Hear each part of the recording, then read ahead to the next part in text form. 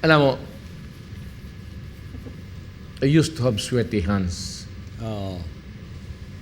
Maski nung maliit pa ako, mahiya na talaga ako kasi maglamano. And yet, I ventured into politics knowing that I have this...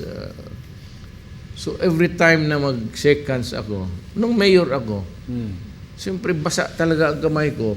Ginaganong ko muna sa pantalon, tapos sinasabi ko, basa ang kamay ko, I have sweaty hands. So, tayo yung pastor sa Amerika, si asawa ko, si Anilet. Doon siya sa Cedar Sinai. Si hospital dyan sa lapit sa Hollywood. Nurse kasi ito si Anilet. There's a certain doctor, a famous neurosurgeon, Martin Cooper. He was the one who operated on Elizabeth Taylor nung nagkaroon siya ng aneurysm. Nag-block dito yung ano. Sabi niya na yun lang yung kaway ko. Palaging basa. So, nung mayor ako, mahiya talaga ako na ano. Nung tatrabaho kasi siya sa nurse. So, para malaman lang totoo ng tao. Hindi naman masama yan. Sabi niya, meron dito na si Martin Cooper nga, neurosurgeon. May putulin lang siya dyan but it's a very delicate operation. It's a single nerve na putulin niya na yung sweating maghinto. Pero sabi ng doktor sa akin, he was very emphatic about it. Just before the operation, wala kaming konsulta, he was a very busy man. Sabi niya, pag pinutol ko yan, baski anong gawin natin, your sweat will always go out of your body. Kaya yun yung makita ko, nawala dito, it's so dry, hindi nga ako ng papel yung ganon. Mahirap ako. Hindi ako wala akong moisture na konti. It's so dry. Pero ang sweating lumalabas sa katawan ko. Profusely, oo. Kaya basa ako kanina pagbaba sa... Kaya ako nagbihis. Damit man ito ni pastor.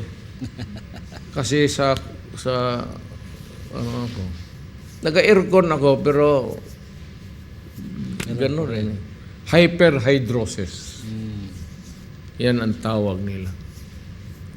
That's the medical term for excessive sweating.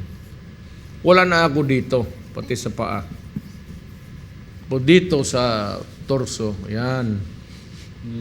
Basa. Kaya makita ni pastor pagbaba ko nung Basa yun. lumalabas dyan sa basa. Pati sa likod. Pero sa awa ng Diyos, sabi nga nila ng kasi sa labas ako, natutuyo lang rin. Lalo na nung kakampanya ako. Wala na akong time mag-busy. Sabi, pneumonia ka. Sa awa ng Diyos naman, natapos na lang yung kampanya sa buhay ko, okay pa naman ako. At least, not induced by,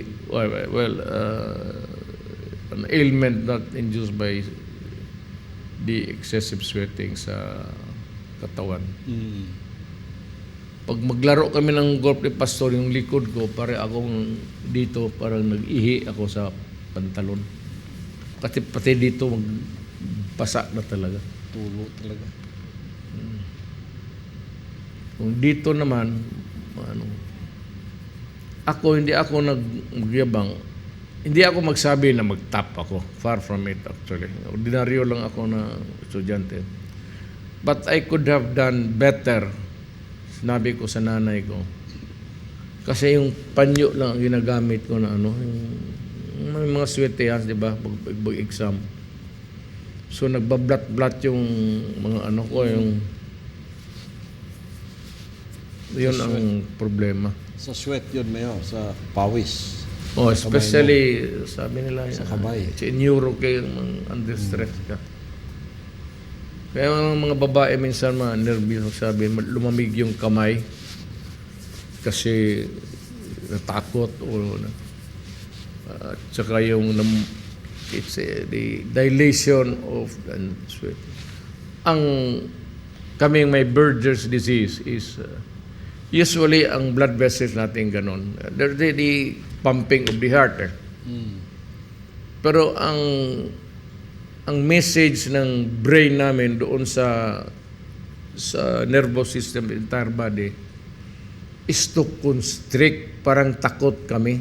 Hindi naman kami takot kasi wala namang, pero nakaganon yan. And if you smoke, because nicotine is a vasoconstrictor, sasara talaga yan. So there are two ways of losing your isang paa o dalawang paa mo. Sinasabi ko lang sa mga nagsisigarilyo kasi dumaan ako. Parang diabetes yan. Same. Pareho ang rason. There is not much circulation sa narrowing of the blood vessels.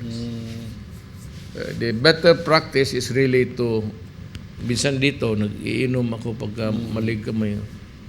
Bago ako lumalabas dito, naghahingi ako ng wine para